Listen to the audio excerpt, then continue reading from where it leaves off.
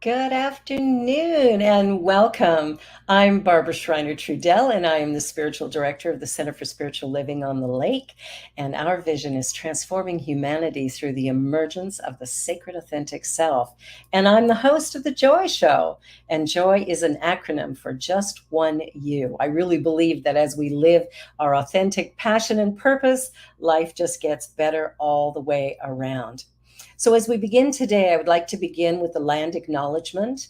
And I am so grateful to be working from and playing on the lands that have been stewarded for millennia by numerous Indigenous people.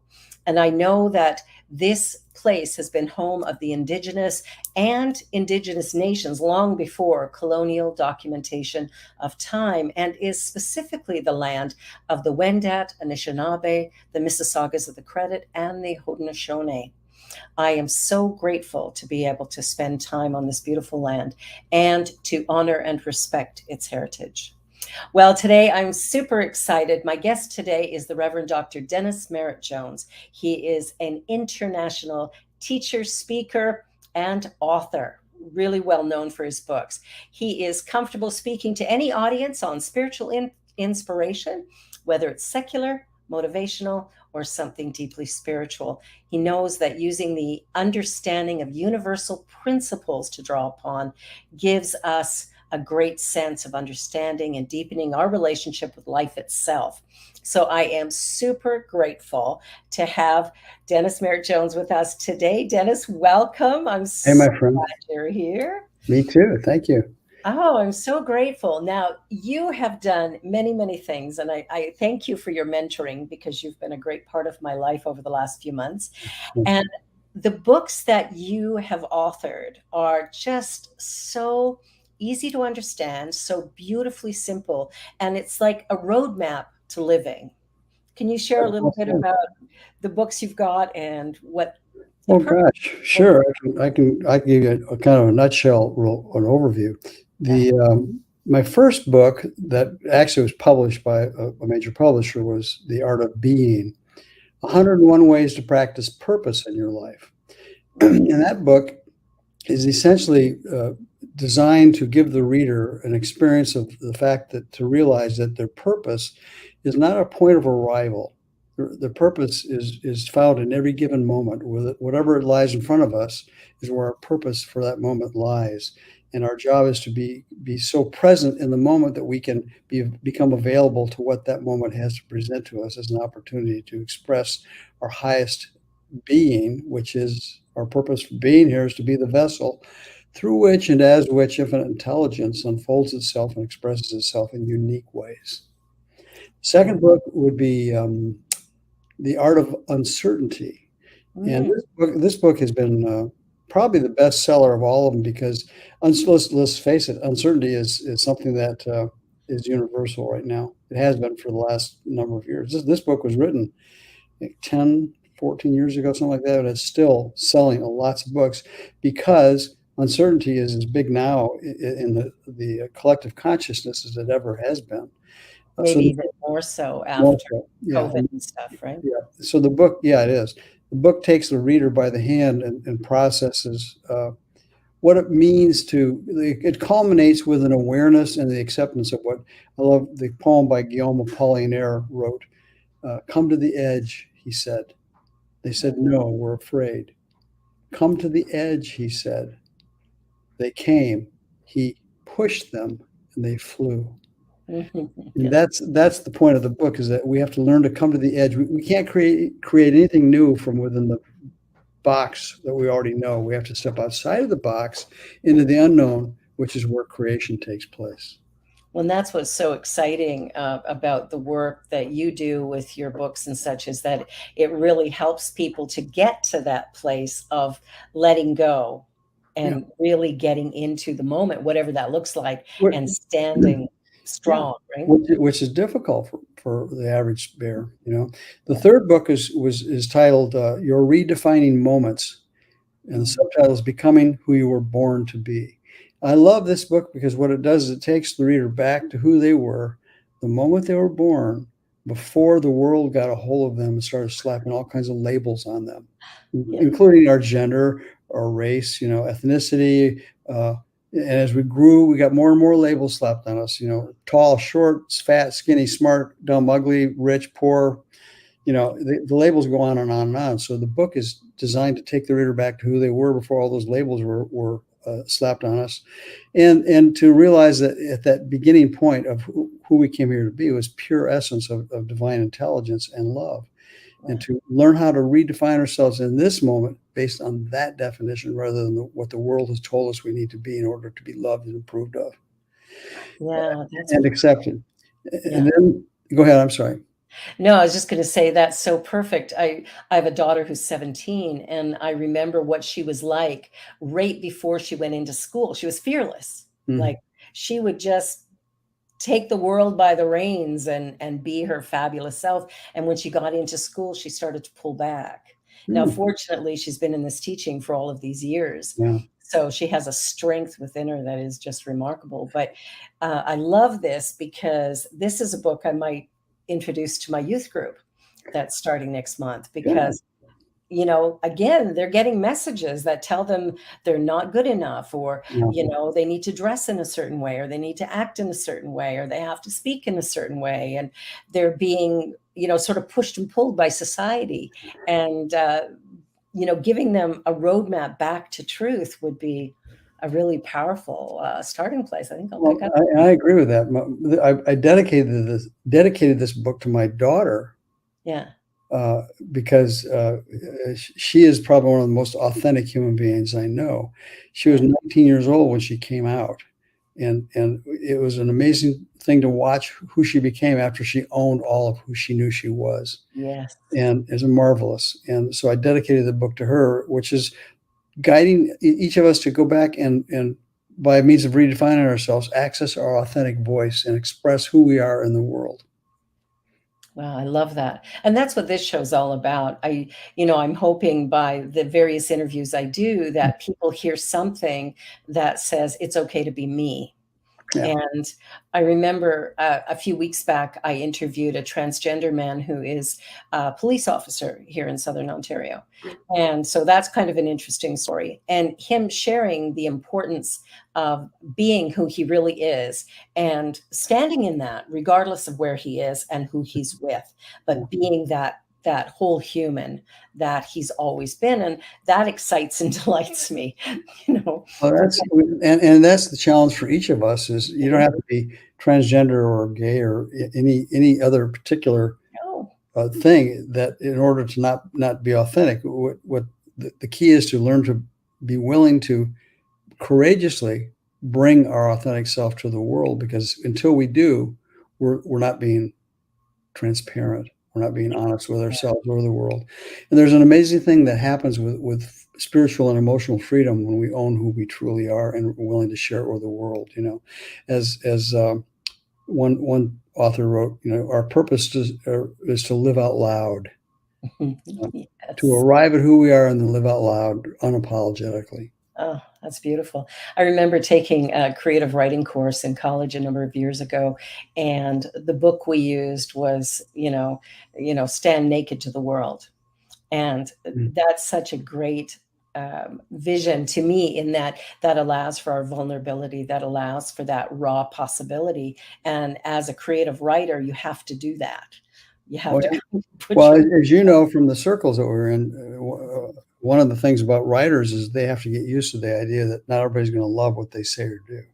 And if they're sit not, ministers. yeah, yeah, yeah, and until you become a little bulletproof in that regard, if you're feeling like you need everybody's love and approval in order just to succeed, you'll never make it. Exactly, exactly. All right, what other books have you got? Let's see here. The Art of Abundance. There's the one before this is the Art of Abundance. I don't know if you have the graphics for that or not. The Uh, Art of Abundance is, yeah, there it is. It's a book about, there's this interesting story behind this, Barb. I don't know if I have time to tell the yeah, story. go ahead. Yeah. After I'd finished Your Redefining Moments, my publisher came to me and said, "What's next? What's the next book you're going to do?" And I was kind of, I wasn't really clear where I wanted to go. And he said, "I got an idea. Write a book about prosperity." And the minute he said that, I had this vision of The Secret popping up in books like that. And I said, Mhm. no, that's not my bag. I don't. Then I thought about it, I prayed on it, and I realized that there was something that was missing in a lot of the teachings about prosperity, and that's the principle of abundance. Exactly. And so what I did through my own unfolding and research, I came to grips with the idea that life, the universe is based on the principle of abundance. There's no shortage of anything. So abundance is a principle, and prosperity is the demonstration or the manifestation of that abundance in specific forms. So we can be prosperous in a number of ways, not just what's in our wallet, but the quality of friends that we have in our lives, and health, and so many different ways that we can have an abundant supply of whatever's good. So that's the book, and it's been well received. It won the Nautilus Silver Award, which is a really nice acknowledgement for the book. That's beautiful. And I've got a group running tomorrow that we're doing a book study on this particular book. Well, there you go. I'm glad I to hear that. love this book. Good. And I mentioned also that all my books have study guides, free study guides that are available for free download on my website if you want. Yeah. Now, that's another thing that's really one of the things I really admire about you is that not only have you written excellent books, but you've made it available to all of us that we can share them in a way that is really easy. I don't have to go in and create a Right, training program, like just go through and decipher it and decide. I right. can just download what you've got, which is what I've been using, Well, your yeah. study guide to be able to lead people through a process. Well, And it's been powerful. as you know, I was a minister of a church for 23 years, and Yeah. I learned in that time that the easier that you can have access to teaching tools, the more likely you are to teach it. Yeah. So I created the study guides for each book, knowing that ministers could use the study guide to teach from the books. It made it a lot easier. Turnkey. The simpler you can make it for somebody to teach an idea, the more likely they are going to use it. Yeah, exactly. Well, I'm really enjoying it. And I know you're going to be a guest tomorrow in the class. Yeah, And my students are very excited. There's a couple of people who have not been there for every week who have decided they got to come tomorrow. So I'm really grateful that you're going to share your wisdom with them because I think understanding how you wrote the book, why you wrote the book, I think is also a really big part of that book study where people can get an understanding of what abundance is and how do I acquire it. It's a way of living rather than an item or possession. and what I like about that book is that it's divided into 10 rules for a prosperous life, and the first 3 rules really set up the principles, and Yeah. the following 7 rules set up the execution, application, and takeaway for it. Yeah. So by the time you get done with reading the entire book, you'll not only understand the universal principles of abundance, which are based on consciousness and expansion, but you'll see how to apply it in your daily life. And that's ultimately, I think it was in Ernest Holmes who said, too much reading without putting, feet to the ground Treat, isn't treat, worth. treat, and move your feet. Yeah, treat and move your feet. So I really, really love that. We've got a couple of people who are making comments. I'll say hi to Dawn and to Wayne and to Rev B. Really grateful that you're all here. And I hope, and I know something wonderful you're going to hear and really, really love it. So the other book of yours that I bought recently was Your Encouraging Words. I think we talked Yeah, about it. yeah. Yeah, Your encouraging words is a book, a collection. As you would probably know, I've been a contributor, author, writer for Science Mind magazine for a long time, many many years.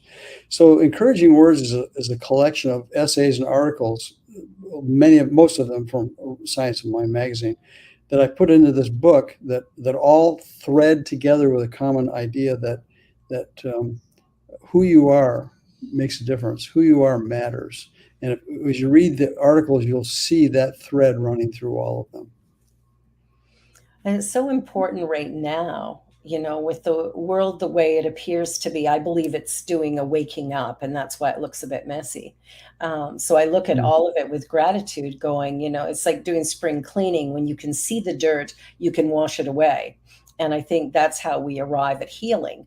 And so Yeah. when I look at the world around us, encouraging words are a really important part of the journey as we move forward. People need to hear more, yes, you can, and I know you're great and I love you and things like that, rather than you're Yeah. not good enough. That's one of the things that the takeaways I try to leave with my audiences when I speak is one of the final things I'll say is understand that who you are matters. But Yeah. even more so, what you do with who you are matters on the planet. Yeah. As I say, when we leave this planet, we're going to be asked two questions before we can move into our next evolution of wherever it may be. And those two questions, in my opinion, are: did you learn to love well? Number one, did you learn to love well while you were there? Yeah. And the second one is: the planet a better place today than it was the day you got there because you were there? If you can That's, answer, if you can yeah. answer yes to both of those questions, it's time for you to evolve into what's next. Now you can move on to something else. I have a sweet story of my daughter and I were going to a drugstore, and there was a gentleman outside who was asking for money, and I said, joy of plastic. I never have cash on me, and I said, well, I don't have any cash, but we'd be happy to grab some food for you. And so we went in and we bought a few things and brought it out to him. And he was really surprised that we actually followed through. And my daughter at the time was 15. And so he had tears in his eyes. He gave me this huge hug and he went, thank you so much. I think I spent $10. Like, it wasn't a big deal, but it To made a huge you, difference but for to him, it him. was massive. Yeah. You know what? It made a huge difference to my daughter. He gave me this big hug and then he looked at her and he wasn't sure because he's an older man. She's a 15-year-old girl. And I don't know, he saw something in her eyes or whatever. And he goes, oh, come here, you little shit. And he grabs her and he gives her this big hug. And we got in the car and she had tears in her eyes and this big smile. She said, that is the most beautiful thing I've ever Oh, experienced. wow. How long ago was that? About 2 years ago, Okay. no, a little bit before COVID. So probably 3 years Oh, ago. that's wonderful. What a great learning opportunity for her. Well, You're a good mom. yeah. Well, I try to model a behavior that I want to see in the world. Yeah, And I'm not perfect by any stretch of the imagination, but every time I can do something to show my children the value of life, and she's fierce when it comes to making sure people are loved, respected, honored, admired, treated well. She's number one. Her school, her principal said to me, I don't really get these kids. I've never had a group of students like this who are so articulate and clear in what they will accept or not. And they do it with great respect. yeah, yeah. I think that there's an evolution with each generation is getting a little bit more evolved, irrespective of how the Yeah. world is showing up. I think each generation Mhm. is becoming better messengers and stewards of the planet and Yeah. humankind. And that's, I think the work that you do, the work that I do is all about helping people to wake up, to let go of those old messages that might have caused them to feel limited or less than, removing those labels for them Right. to realize they're unique and special, just like everybody else. Just like everybody else. That's right. Well, even I'll do prayers morning and night online, and I always finish with "I love you, Mm, I nice. love you, God bless you, Namaste," because I want people to hear that over and over again. I love Yeah. you, and it started through COVID because people Well, were we need to hear it for ourselves too, don't we? We we need to do hear ourselves say it. Look in the mirror and say it. that's a practice that I've given to many people, and some of them don't like it very much in the Yeah, beginning. it's very clear that some people have a tough time loving themselves.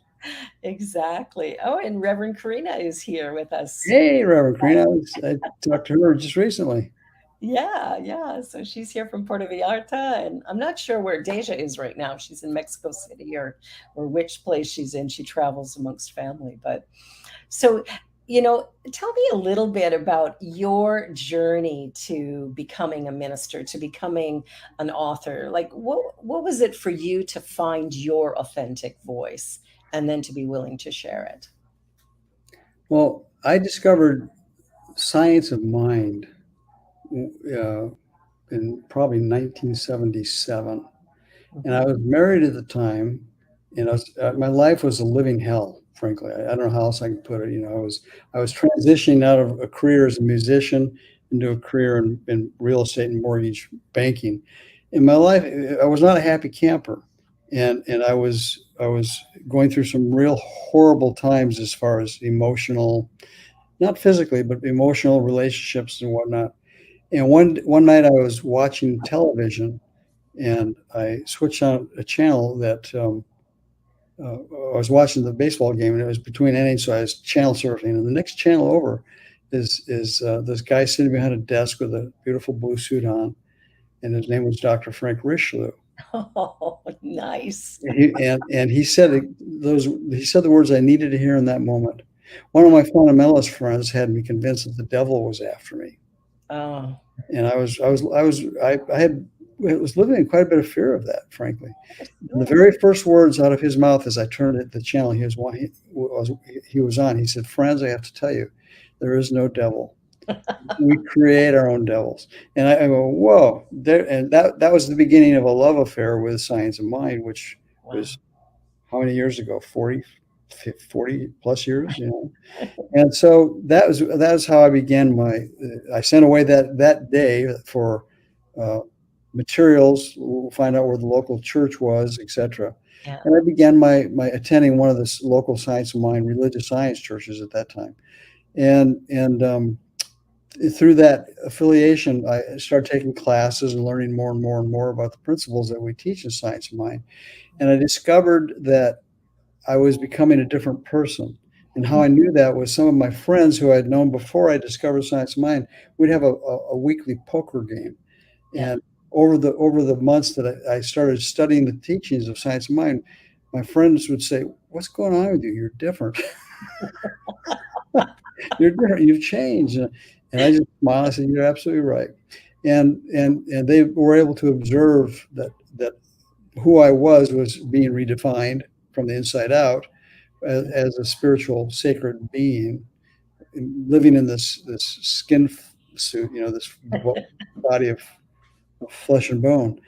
And that was the beginning of my journey. And I began to continue taking classes while I continued to develop a career for myself in real estate and mortgage. And I realized at one point after I finished all my classes, and this is a true story, I was a musician at that time. Also, I was singing down at the Redondo Beach Church one Sunday for Frank Richelieu. He Yeah. pulls me aside, and we're just getting ready to go out on the platform in front of 800 people, 1,000 people. He says, "You finished all your ministerial training, right?" I said, "Yeah." He said, "I want you to go to Simi Valley and start a church." And I knew Simi Valley was a place I knew, and I had no desire to ever go back there. And I said, "No, that ain't going to happen." Yeah. And Barbara, he leaned into me. He put him up against the wall. And he put his finger on my chest, and he says, "You never know. This could be God talking to you right now." I It's love true. that. And I said, "Well, okay, I'll think about it." So a week later, I was on the phone with him, asking him for his mentoring to help guide me through the process. He Yeah. was happy to do it, and so that I started the church in Simi Valley in 1985 and stayed there for 23 years. Grew a wonderful church. Turned over the keys to Dr. Jim Lockhart, and he was there for 7 or 8 years, and now it's another minister, Stephen Rambo, is operating the church, and the church is doing wonderfully. And so it's all good. And here I am doing what I'm doing today. That's wonderful. It's interesting. Our paths are similar because while I was studying for ministry, when I found Science of Mind, I was actually in a really destructive marriage, and life was hell, absolutely. And a friend of mine told me about it. And the first time I walked in, it was Arlene Bump, who was the Uh, minister in Calgary at the time. yeah, And it was like I felt like I walked into a love fest. yeah. It was like I had this feeling of love. And then it took me a couple of years to change that relationship and get out of it. And when I ended my marriage, my husband started attending the church. He was a very violent man, so I Oh, could not go. wow. And then a friend of mine said, "You know, I haven't seen him in a number of months. I think you need to come." And by then it was the Reverend Carol Carnes who was the minister. Right. So I trained with her for the 5 years of my ministerial training. But at the time, I was a realtor, Oh, okay. selling Well, there selling you real go. estate, and then going Location, location, location, baby. exactly. And even starting ministry, because when I was graduated, it was like I knew I wanted to come to Toronto to start a church, but it wasn't really happening. And a friend of mine called me up a couple months later and said, "Why didn't you apply for the church in Vernon?" Hmm. I couldn't remember why I didn't. So I applied, I got that, and that was my first ministry. It was in Vernon, and I served there for 18 months before coming to Toronto to start the first CSL here. Good for you. Yeah, so Quite a it's journey. been a journey, but there's similarities in our path. Yeah. Let's see if I can write great books like you. I don't know. We'll Yeah. see. Well, you know what? That's the wonderful thing about my mentoring is that everybody has a book in them, Yes. and not everybody knows how to bring it forward. That's the problem, you Yeah. know. And so there's techniques and ways to give yourself permission to access your authentic voice is what you need to do. And I'm not talking about the words that come out of your mouth. Your authentic voice is how you express yourself in the world. And once people glom onto that idea and they start exploring their writing and listening to their intuitive self, they come up with some pretty amazing ideas and words and stories and whatnot to help put wheels on their books. Well, it's exciting. I've been doing the journaling since I started the mentoring course with you. And that has really been a great practice because when I go back and read it a week later, I'm like, I said that. you know? And there's other stuff I'm going, oh, okay. Oh, yeah. Hey, Oh, wait till you write. I'm rereading several of my books now because I'm going to going out and doing some presentations on them. yeah. And I have some of these books I haven't read in a long time, and I read a passage. I go, did I write that? Man, that's really good. I don't remember that. Wow, I'm doing pretty good here. Well, we're going to take a short commercial break and then we'll be right back. So, you're watching The Joy Show, everyone. And Dennis Merritt Jones is my wonderful guest today. And just hang around. We'll be gone for a minute or two and be right back. Thank you for sharing the time with us.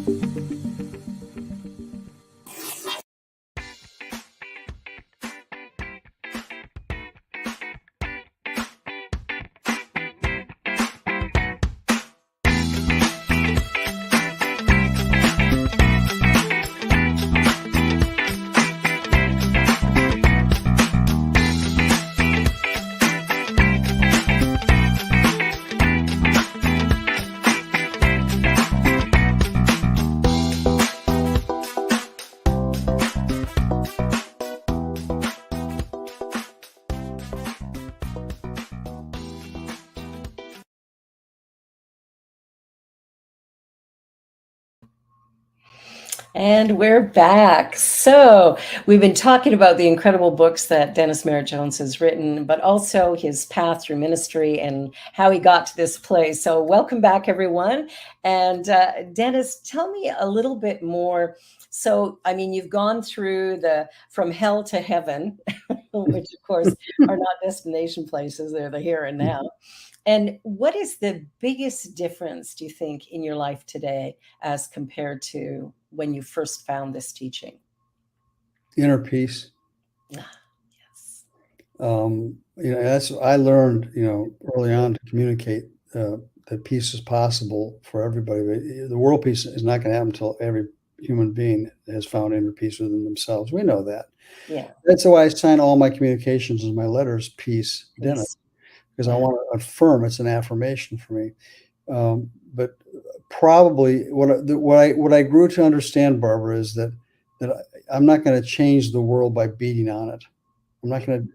That won't work. The only way to change the world is become part of the solution, not the problem.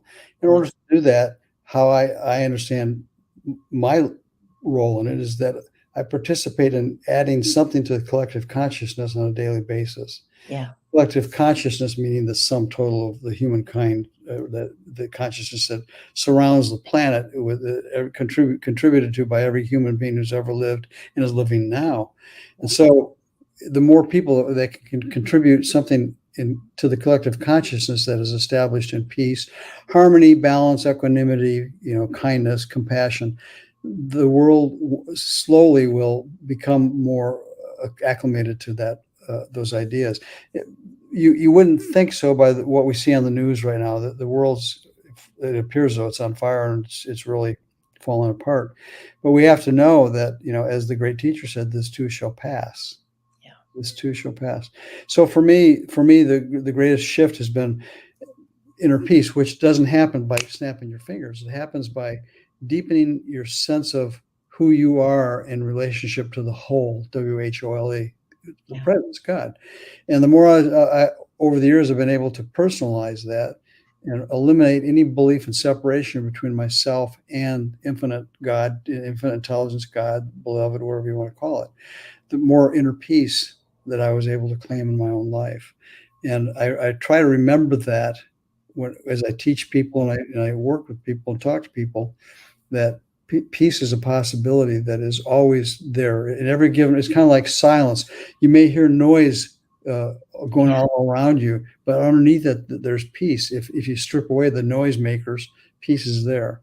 So my job is to consciously strip away the noisemakers, watching the news and going, and really come back to that place of experiencing my oneness with something that's larger than myself, that is, in my opinion, infinite love.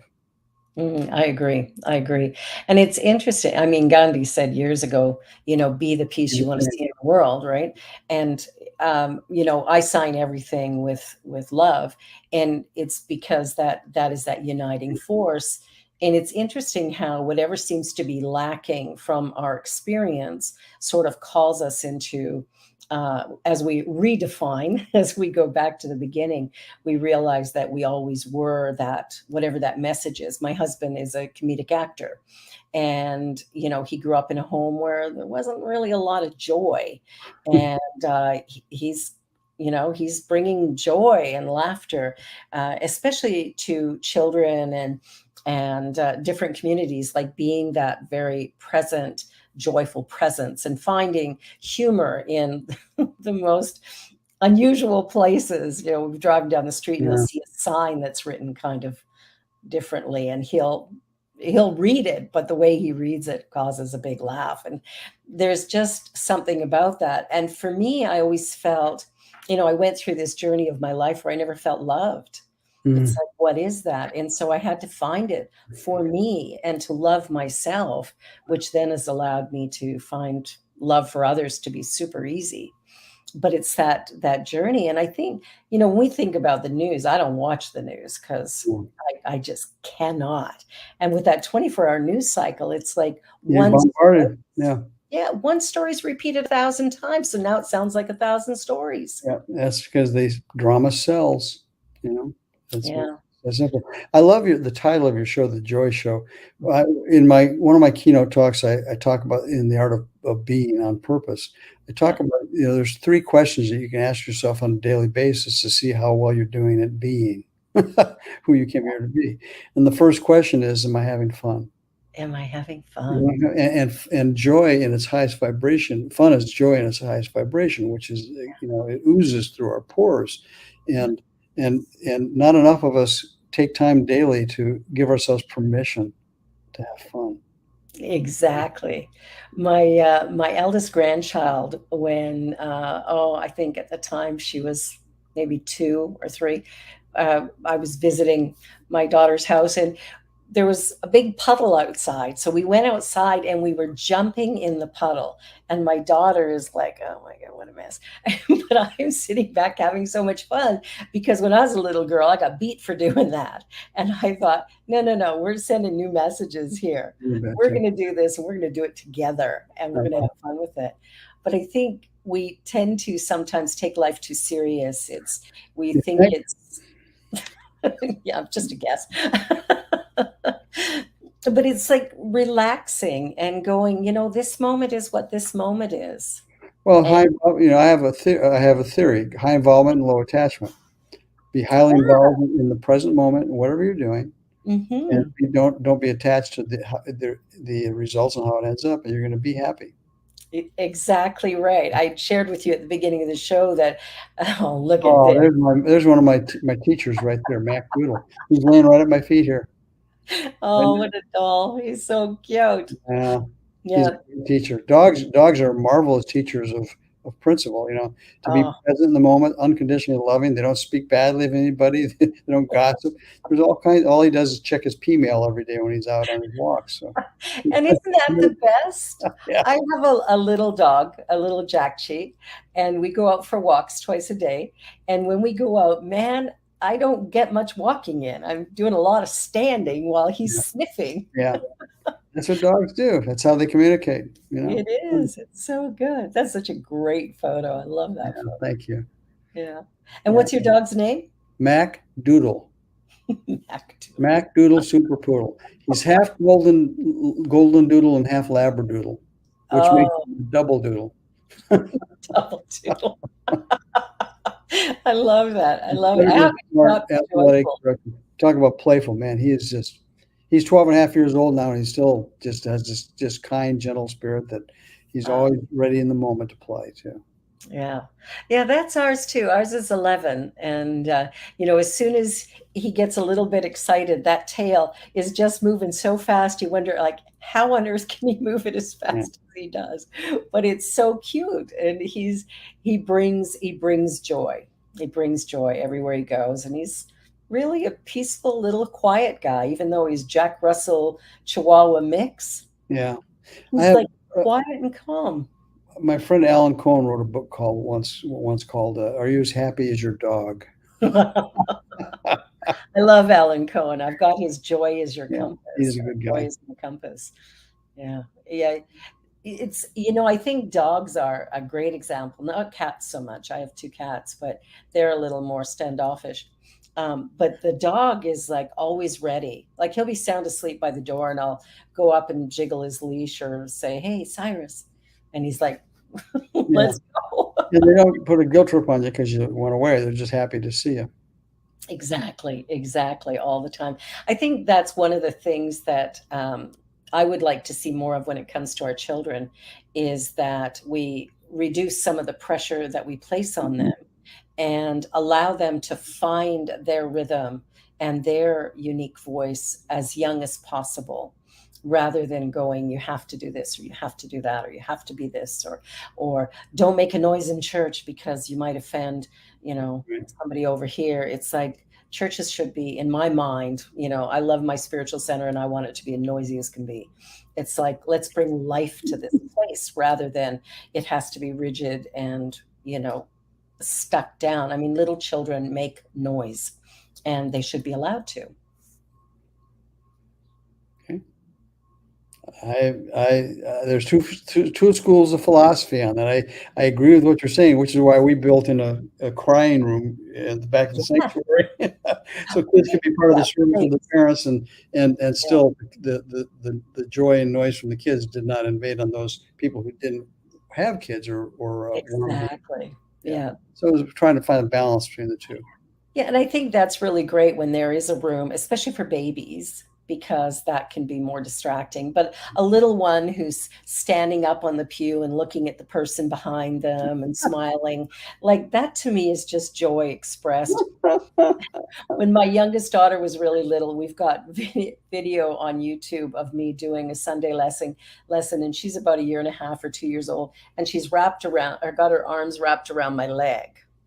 And I never used a podium. I'm just speaking. And Right. as I'm walking back and forth and stuff, she's just coming along with me. Perfectly quiet, perfectly happy to be there. But yes, some people were not crazy about it. And other people thought it was adorable. If you can maintain your focus in doing that, that's God bless you. My focus was laser. Like there was no problem with it at all. And I think it may have even helped some people to begin to realize that it really wasn't, she wasn't doing anything distracting to me. And why would she distract you? Well, You the teacher Jesus really counseled us on it. He said, "Suffer the little children, be like children, be childlike." Which know, means that watch what a child does, and they do a lot of the same things a dog do. Dogs, yeah. they're present in the moment. Their kids are so present in the moment, and Yeah. you know what? They don't judge like adults. We teach them to judge, We teach them to judge, to and criticize, to yeah, gossip, to yeah, hate. yeah, Yeah. And who does that serve? yeah. Like, it actually doesn't serve anyone. And it's, I remember, so my family's really spread out. My eldest daughter is 49, my youngest is 17. So there's a little, Spread a little gap there. yeah, just spread out a little bit.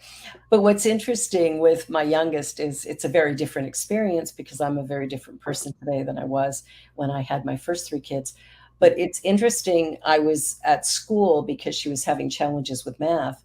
And so I went to the school to speak to the principal and the teacher, and we had this conversation. And at one point in time, the principal said, Genevieve, you've got to give up what you're doing. You've got to stop all your extracurriculars. You got to focus on that math. And I'm like, my daughter's a singer and she loves to sing and she has a glorious voice and it's her passion. She sings around the clock. And I looked over at her and I said, sweetheart, you have to pass math. Fast forward to grade 10, and I thought I better talk to the math teacher because she was having trouble in grade 7 and 8. And he says she has such a mathematical mind. Well, music is math. Music is math, of course it is. Yeah. And then in grade 11, which she just finished, her average was 98%. She didn't like her teacher. Her teacher wasn't connecting with her. And it's like I could have said give up music, and Yeah. Yeah. throw down the gauntlet, but I wouldn't do it. Yeah. And music is one of the quickest pathways to the heart too. I have a book. My mom turned me on to a book years ago written by a poet by the name of Don Blanding. And Oh, the book is called Joy is an Inside Job. mm. Book of poetry that is phenomenal. Matter of fact, I may have 2 copies of it. If I do, I'll send you a copy of it. Oh, It's that would way be out of print. It's matter of fact, Don Blanding was a student of Ernest Holmes. okay. Okay, so it all fits Yeah, together. literally a friend and student of Ernest Holmes. So the book Joy's Inside Job is really very, very much in alignment with the principles Oh, we teach. yeah, I love that. I'm finding more and more people, it doesn't really matter where they're coming from or the type of work they do, but there's a whole energy of building bridges. There's a whole thing about coming together and just being honoring and respectful of each other and listening to each other's stories so we find common ground or at least respect for one another so we can be without causing wars and fighting and all the other things that sometimes are That's going that's on. that's a worthy vision to hold to and to Mhm. bring forward. Good. Yeah. Yeah, I heard about, I don't know if you've heard of it. There's a thing called the Human Library. No. And it's where two people sit facing one another and one person tells their story. For about a half an hour, they just share their journey, their life, and the Well, other person simply receives it. It's a library, no talking back. without going, oh my God, oh, or Yeah, yeah, that's sweet. and it's a lovely way to get to know because we think we know somebody Yeah. and we don't. Well, Even my husband, 20 years, and I'm still telling him stories he didn't know. yeah, yeah. I refer to that as witnessing somebody. Yes. There's a great story in the movie Shall We Dance? I don't know if you ever saw I Richard Gere, yes, yes. Susan Sarah, which is a remake of the original. But there's Yeah. a scene in there where he goes off to a dance studio because he's a successful, good-looking attorney, got a beautiful family, he's very happy at home, but there's something missing in his life. So he goes out and he sees a dance studio and he starts taking ballroom dancing lessons. And he's gone every Wednesday night and he's embarrassed to tell his wife what he's doing because he's having so much fun at it and it's unconventional. And Yeah. so she gets suspicious. She thinks he's having an affair. He's having an affair. So she hires a private eye who follows him to the dance studio and watches through binoculars what's going on in the dance studio. And he comes back and tells the guy, Richard Gere's wife, Susan Sarandon, I found him. He's dancing every Wednesday night with this beautiful woman. And that's the problem with the relationships. You can't trust anybody anymore. It's all about people using each other. And Susan Sarandon stopped midstream. She said, "Wait, that's not it at all." She Yeah. realized. She said, "What we seek is someone to witness our lives." Witness us. Yeah. I And, think and we that's one do. of the greatest gifts Yeah, it is. is, It's a great gift to yeah, to see be each able other. to stand witness to somebody and to know that you as the witness are serving not only as a witness but a mirror. Yeah, exactly. It helps us to acknowledge our own uniqueness, our own places where we may have had an injury or something, but we're willing to come back and start to heal that, where we go, that may have happened in my life, but it doesn't define me. It's Well, like it's also yeah, it's also a way to affirm that who you are matters. If I'm willing to witness you and see the highest and best in you, I'm yeah, acknowledging, whether it's spoken or not, that who you are matters to me. You yeah, know, that's, yeah. It's a great honor to bestow on another you individual, bet it is. to be present with them. And yeah, I love that. I love that. That's what I'm working with my children is, I listen to parents sometimes, my child's a lawyer or CPA or doctor or this or that. And I'm going, my kids are all artists, and and some of them are making good money and some of them are struggling financially. I don't care. They're doing what they love to do. So at the core level, there's a great joy that is happening with them. And that to me is a successful life. Yeah. And as they heal whatever areas they need to, they'll experience more and more prosperity. But the journey that they're on is their journey, it's not mine. And so my willingness, Congratulations as a parent to be able to recognize that and not try to make their journey your journey. I tried that earlier. Yeah, we all have. It doesn't work, does it? It doesn't work. My youngest son was, this great rebel. And finally, at, I don't know, 13 or 14, I was in practitioner training. And I had my whole prayer team. I mean, Sharon Mitchell can tell you about this too. I said, everybody, oh, pray for my son, pray for my son. Let's do treatment for my son because he's broken and flawed. Let's do treatment for him. And all of a sudden, I woke up one day because they were all treating. And I Mhm. woke up one day going, whoa, I'm the problem. What you see, perception is everything, isn't it? Yeah. Yeah, yeah. And it was that moment of recognizing I needed to be different. I needed to accept him as he was. And he's one of the most beautiful human beings on the planet. He is such an exquisite person with such great artistic talent and love of humanity. And part of the reason probably that he has unfolded that way is that you saw that in him and nurtured it in him. Good for you. And youth camp, RSI youth Oh camp. gosh, yeah. Yeah, I was a youth advisor back in 1980 something, I went to a couple of youth camps as one of the advisors, and Yeah, those kids are so sharp, so together, and so so remarkable. yeah. My daughter was actually president of the RSI youth camp one year, and she was like 13, 14 years old, and Isn't that amazing? amazing to see how they Yeah, live the principles in their own way. they do. And I was only an advisor once at a youth camp, but it was one of the most Once is profound. enough. It's exhausting.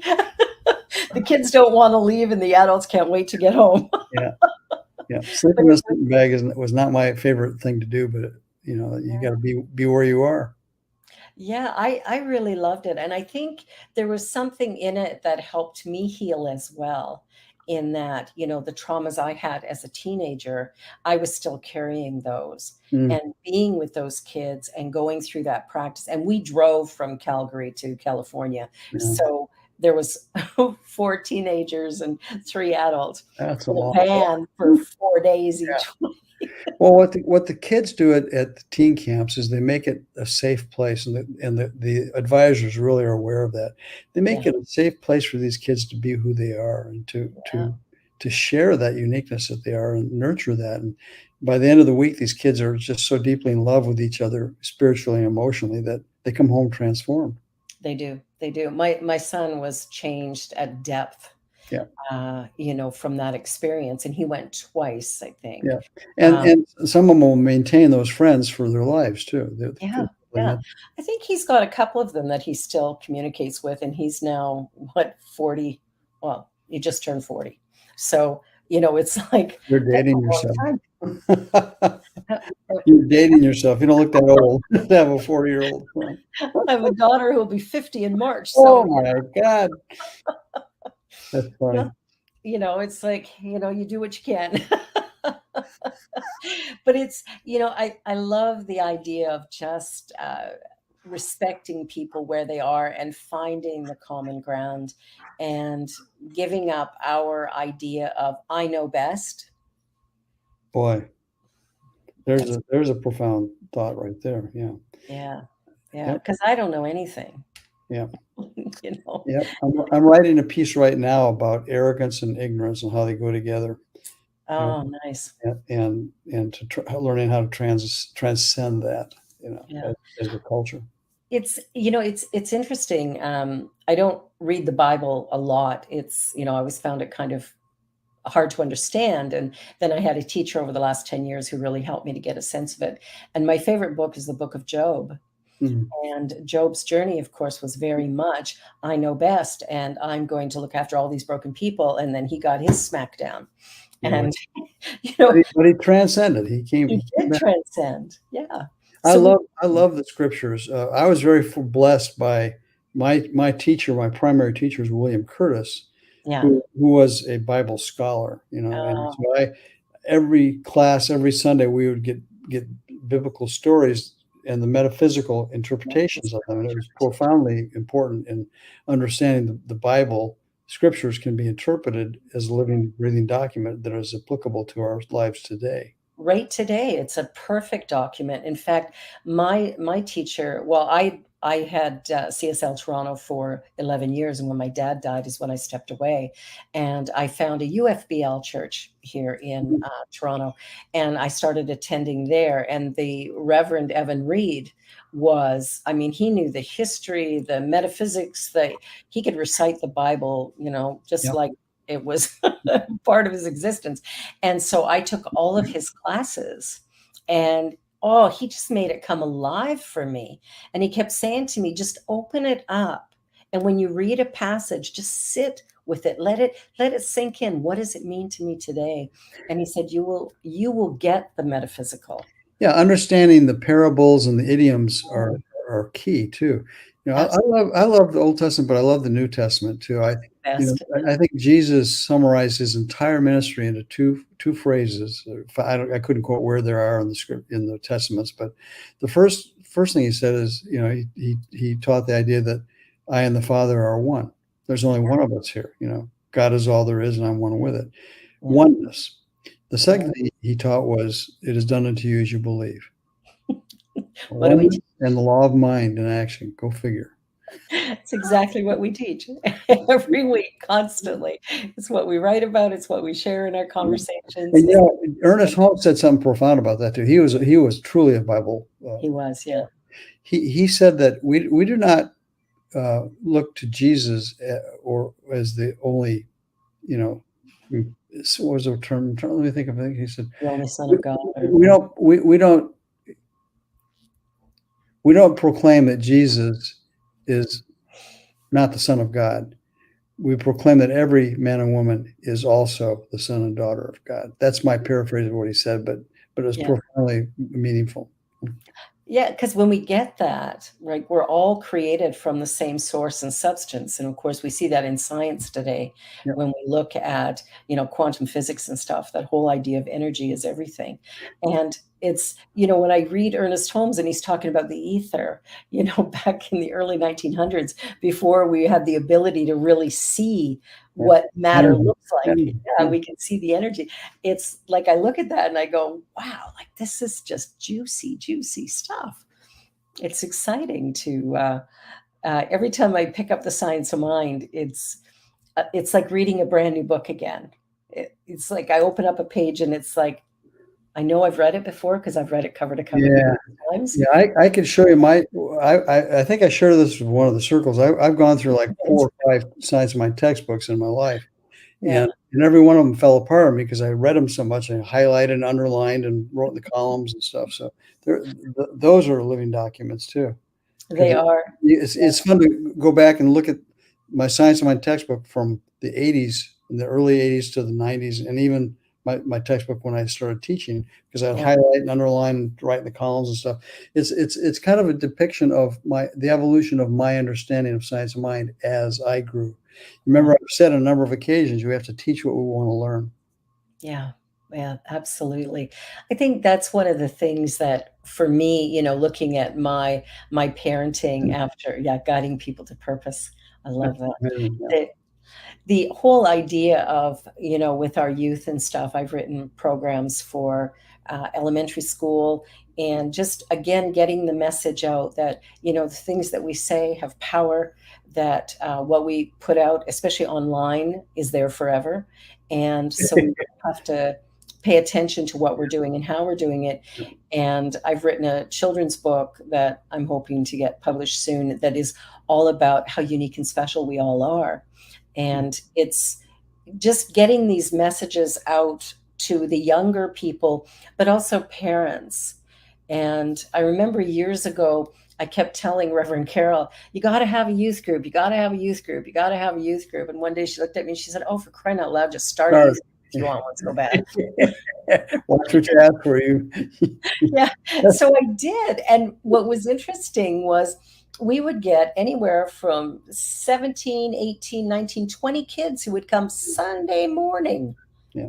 I mean, teenagers don't get out of bed in the morning if they don't have to, but Yeah. they would come. And there were some kids that came that were not part of families that attended our church. They had nothing to do with it. Yeah. And all of a sudden their behaviors were changing and their parents were like, let What's me going see on what's over going there? Yeah. on. Yeah. Parents found their way to the center as a result of their Yeah. children having this transformative experience. That's a wonderful thing to see, that the child should show the way, as it says in the scriptures. Yeah. So, Yeah, we yeah. need to pay more attention to our children and Oh, yeah. let them lead. Well, the Sufis teach that what we're doing today affects children 7 generations out. We have Yeah. to be mindful of how we are conducting ourselves on the planet, because 7 generations out, children are going to inherit what we're doing now. Yeah. Wow. Well, let's just be the love and the peace and watch the transformation. This has been absolutely rich and beautiful. I am so grateful that you were able to make time today to join us. And there's a great picture. And I'm really excited that you're going to join the Art of Abundance Book Club tomorrow morning, 10 a.m. Eastern Time. For anybody who wants to join, send an email to admin@cslonthelake.com. And we will send you the link and you can be in that conversation. Yeah, come and join us. Join us. It's free, it's wonderful, and you will get more rich blessings. Reverend Dr. Dennis Merritt Jones, thank you, thank you, thank you. I love you, my friend, and I'm so grateful. I'm honored by you inviting me on your program, and you're doing a great job. Keep it up. You're making a difference. Oh, bless your heart. Bless your heart. Well, everyone, that's another show, another week. We will be back next week doing this all over again.